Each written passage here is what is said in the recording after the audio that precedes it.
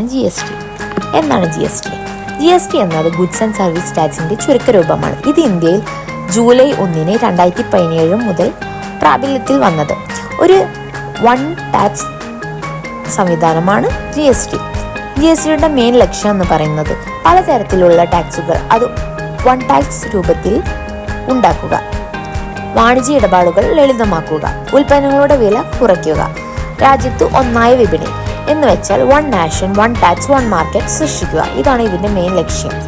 കുറെ ടാക്സുകൾ ഉണ്ടാകുന്നു: sales tax, service tax, excise tax, VAT, entertainment tax, luxury tax മുതലായവ. ഇവയെല്ലാം ഒറ്റ നികുതിയായി GST കൊണ്ടുവന്നു. GST പലതരമുണ്ട്: central GST, state GST, integrate GST. ഇങ്ങനെ 3 തരമാണുള്ളത്. ഇതിൽ സെൻട്രൽ GST, CGST എന്നതാണ്.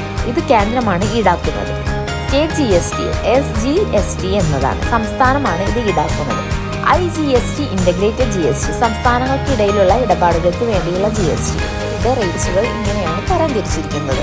അത്യാവശ്യ വസ്തുക്കൾ 0%, 5% ദൈനംദിന ഉപയോഗ വസ്തുക്കളും, 12%, 18% സാധാരണ ഉപയോഗമില്ലാത്ത ഉൽപ്പന്നങ്ങളും, 28% ലക്ഷറി ഉൽപ്പന്നങ്ങൾ, കാറുകൾ, മോഷണരഹിത വസ്തുക്കൾ എന്നിവയാണ്.